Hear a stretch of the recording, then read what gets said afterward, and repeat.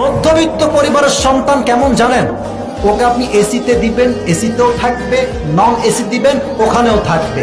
গোস্ত দিবেন, গোস্ত খাবে, ডাল ভাত দিবেন, ডাল ভাতও খাবে। ওকে আপনি কম্বল দিবেন, তাও ঘুমাবে, কম্বল না দিবেন তাও ঘুমাবে। ওর বাইক হইলেও চলে, রিক্সা হইলেও চলে, সাইকেল হইলেও চলে। মধ্যবিত্ত পরিবারের সন্তান মানে একটা ব্র্যান্ড। আজ পর্যন্ত কোনোদিন মুসলমানদের উৎসব শবে বরাত একটা হিন্দু মসজিদে দেখার জন্য আসলো না।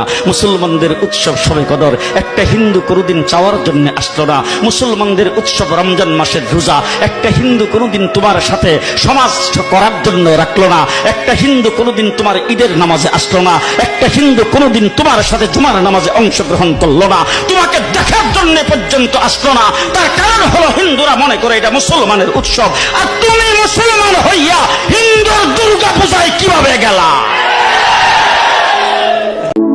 তুমি রাস্তা পার হবে গাড়ি দিয়ে, নদী পার হবে নৌকা দিয়ে, আকাশ পার হবে বিমান দিয়ে, বাট কখনো ভেবেছো কিয়ামতের দিন পুলসিরাত পার হবে কি দিয়ে? আগামীকাল অন্যের কাঁধে চড়ে কবরস্থানে যাওয়ার আগে আজকে নিজের পায়ে হেঁটে মসজিদে যাওয়া শুরু করুন, কারণ কবরে কোনো বাহানা চলে না।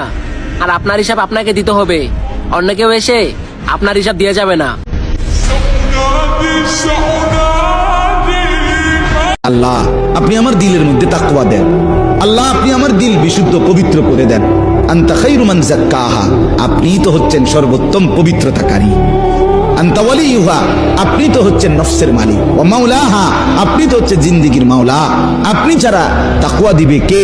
আপনি ছাড়া হেদায়েত দিবে কে? মাওলা, আল্লাহুম্মা আসলিহ লি শা'নি কুল্লা ওয়া লা তাকিলনি ইলা নাফসি তারফাতা আইন। রাসূলের দোয়া, আল্লাহ আপনি আমার জিন্দেগিটা ঠিক করে দেন, আমার রাত ঠিক করে দেন। আয়ল ফল ফটিয়া জমর মদিনা সাইবাল্লাহ, আয়ল ফল ফটিয়া জমর মদিনা সাইবাল্লাহ, তৌফিক দিও ও খোদা মদিনা সাইবাল্লাহ। মুসলমানের প্রধান হাতিয়ার হবে আল্লাহু আকবার।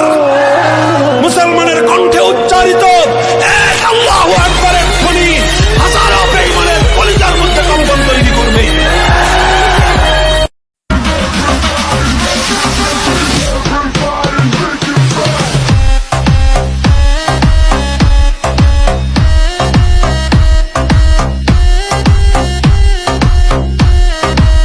আমি তোমার প্রেমের ভিখারি ইয়া রাসূলুল্লাহ,